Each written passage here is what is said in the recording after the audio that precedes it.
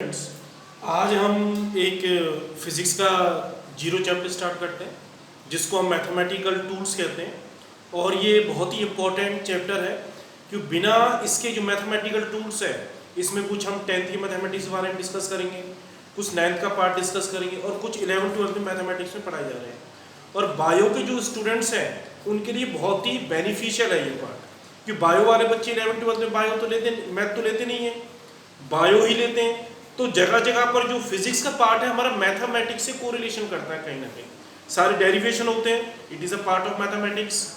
तो जब तक आप differentiation, integration, binomial theorem, trigonometric ratios ये आपके दिमाग में सेट नहीं होंगे तो कहीं भी आप डेरिवेशन करोगे आप इसमें फिजिक्स के पार्ट में तो वहाँ आप प्रॉब्लम फेस करोगे। बार बार टीचर से ये पूछते हो, इंटीग्रेशन करते हैं, ये कहाँ से आया, ये कैसे आया, और वो कंसेप्ट आपको अच्छी तरह से क्लियर नहीं होता। तो मेरे जो हिसाब है फिजिक्स 11th में स्टार्ट करने से पहले हम 2 दिन 3 दिन इस मैथमेटिकल पोर्शन को जरूर बच्चों को क्लियर करें, जिससे बच्चों के दिमाग में ये छोटी छोटी जो चीज़ें होती हैं सेट हो जाएं और 11th 12th की फिजिक्स में प्रॉब्लम ना हो। मैथ्स वाले बच्चे तो आसानी से कर जाते हैं, लेकिन बच्चे जो बायो के होते हैं उनको बहुत ही प्रॉब्लम आती है फिजिक्स में इस पार्ट को लेकर, जब डेरिवेशन का पार्ट स्टार्ट हो जाता है। तो ये अगर बायो के बच्चे अच्छी तरह से सीख लेंगे तो उनको 11th और 12th की दोनों की फिजिक्स के पार्ट में कहीं भी प्रॉब्लम नहीं आने वाली और फिजिक्स वास्तव में ही बहुत इंटरेस्ट के साथ बच्चा पढ़ेगा फिर। ठीक है, तो ये हमने लिया क्लास 11 फिजिक्स मैथमेटिकल टूल। इसमें सबसे पहले कुछ अलजेब्रा के फॉर्मूलेस हम डिस्कस करने हैं, ये हमने 10th क्लास में भी पढ़े हुए हैं। फर्स्ट फॉर्मूला हमारा फर्स्ट है a plus B whole square. और ये फॉर्मूला क्या होता है a प्लस बी का? हमारे पास में a square plus B square plus 2ab। इसको हम ऐसे भी करके लिख सकते हैं a minus B whole square plus 4ab। ठीक है, प्लस 4ab लिखेंगे यहां पे हम। सेकंड पार्ट इसका a minus B whole square, a square plus B square minus 2ab। और इसको हम ऐसे भी करके लिख सकते हैं a plus B whole square और यहां पर हम कर देंगे माइनस 4ab। क्लियर? अब थर्ड फॉर्मूला ले रहे हैं हम। Third a square minus b square, a minus b और a plus b. Fourth formula ले रहे हैं हम। फोर्थ फॉर्मूला क्या है हमारे पास में? a plus B whole cube का, a plus B whole cube. और इसका फॉर्मूला क्या होता है a plus B whole cube का? a cube plus 3ab plus 3ab whole square plus b cube. इसको हम और इस तरीके से भी लिख सकते हैं, plus b cube plus 3ab bracket में हमने कर दिया a प्लस बी, कॉमन ले लिया। ठीक है, सारे आपने 10th क्लास में पढ़ रखे हैं तो खास इनको डिस्कस करने की इतनी वो जरूरत नहीं है कि ये कहां से आया, ये कैसे आया। नेक्स्ट फॉर्मूला हम ले रहे हैं इसके अंदर फिफ्थ इसका फिफ्थ है a minus B whole cube. और a minus B whole cube का फॉर्मूला क्या होगा हमारे पास में? a cube minus 3a square b plus 3ab square minus b cube. अब इसमें से भी सेम हम कॉमन निकाल लेंगे, a cube minus B cube तो हमने पहले ले लिया। ठीक है, और ब्रैकेट में हमने क्या कर दिया? Minus 3ab a minus b। Next ले रहे हैं हम सिक्स पार्ट। सिक्स्थ फॉर्मूला है इसका a cube plus b cube का, a cube plus b cube. और a cube plus b cube का फॉर्मूला क्या होता है? a plus b, a plus b bracket में a square minus ab plus b square. ठीक है, इसको हम ऐसे भी करके लिख सकते हैं a plus b whole cube, a plus b whole cube bracket में हम लिख देंगे इसको माइनस 3ab ब्रैकेट में a प्लस b। क्लियर? ये हमने फॉर्मूले ले लिए। नेक्स्ट फॉर्मूला इसमें हम बी पार्ट का ले रहे हैं इसका इसका है नेक्स्ट फॉर्मूला हमारे पास में A cube minus B cube. इसका फॉर्मूला क्या बनेगा A cube minus B cube का? ए माइनस बी,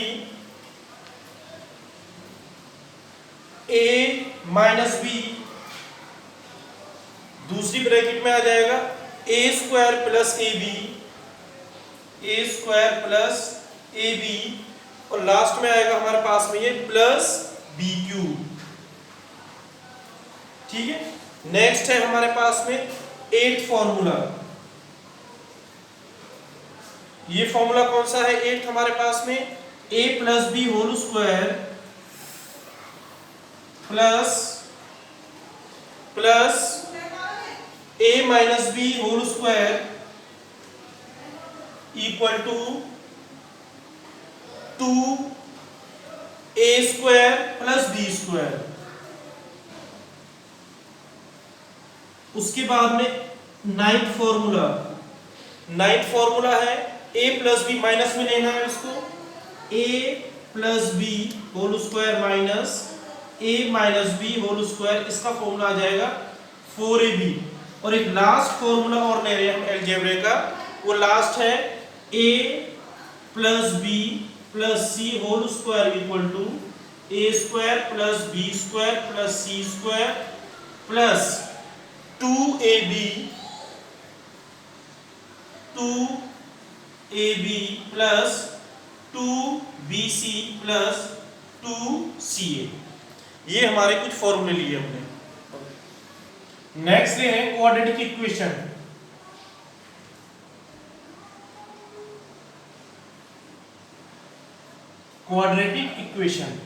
अब सबसे पहले हमें ये पता होना चाहिए क्वाड्रेटिक इक्वेशन क्या होती है। क्वाड्रेटिक इक्वेशन वो होती है जिस इक्वेशन की 2 डिग्री हो, उसको हम क्वाड्रेटिक इक्वेशन करते हैं। तो इसको डिफाइन कैसे कर सकते हैं? An equation of second degree, an equation of second degree is called quadratic equation.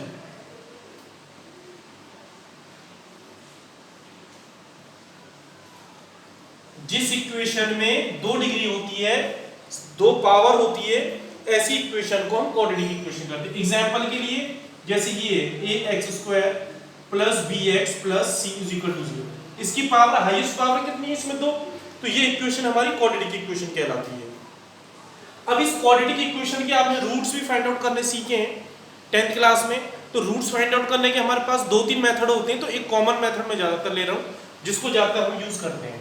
ठीक है, the roots of quadratic equations are, the roots of quadratic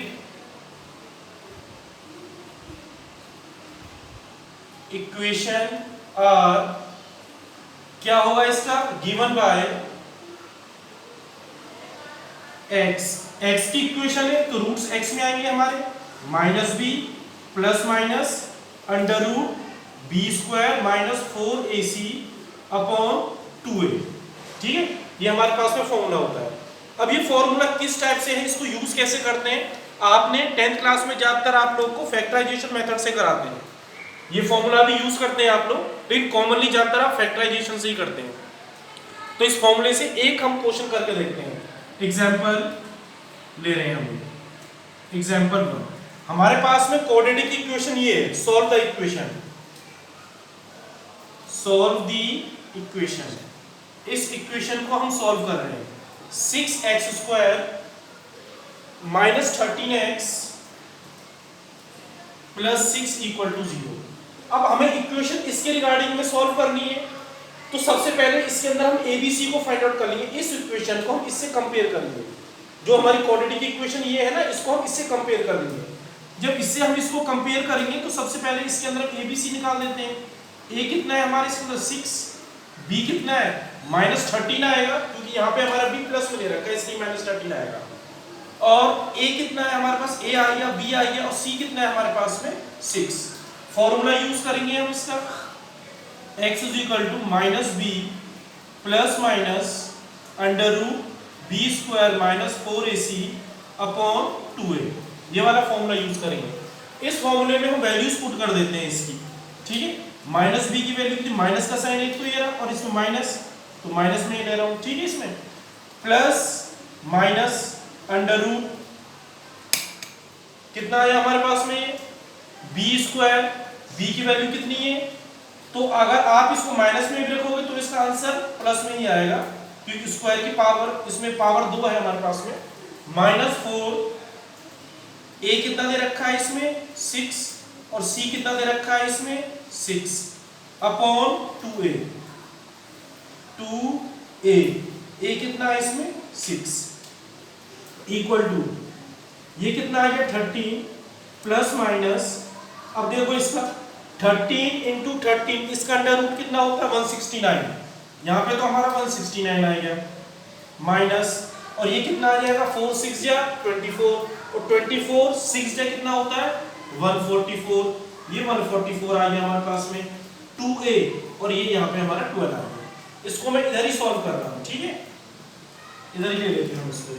अब हमारे पास में x कितना आएगा, x is equal to 13 plus minus under root, देखो 169 में से 144 को हम सब्ट्रैक्ट करेंगे तो हमारे पास में आंसर आएगा 25 अपॉन 12। अब एक बार इसको प्लस में ले लेते हैं और एक बार इसको माइनस में ले लेते हैं, कि क्वाड्रेटिक इक्वेशन की पावर 2 है, जब 2 पावर है तो इसके 2 रूट्स आएंगे, बस ये ध्यान रखना है। 3 पावर होती तो 3 रूट होते और 1 पावर होती x की तो हमारा आंसर 1 आता। तो x equal to 13 plus minus इसका रूट कितना होता है 5, 12 हो गया। अब इसको हम ले रहे हैं x इक्वल टू, अब ध्यान से देखो एक बार मैंने इसको प्लस में ले लिया तो 18 अपॉन 12, 18 अपॉन 12 इसको कैंसिल हो रहा है, ये किसके टेबल से 6 से, 6 3 जा और 6 2 जा, ये कैंसिल हो गया, ठीक है। अब एक बार इसको माइनस में ले रहे हैं, x इक्वल टू कितना आ जाएगा हमारे पास में 8 अपॉन 12, तो ये किससे कैंसिल हो रहा है 4 के टेबल से, कितनी टाइम्स 2 एंड 3, तो x की रूट क्या आई है हमारे पास में 3 upon 2 and 2 upon 3. This is our answer. You can solve this another equations by this method to find the roots.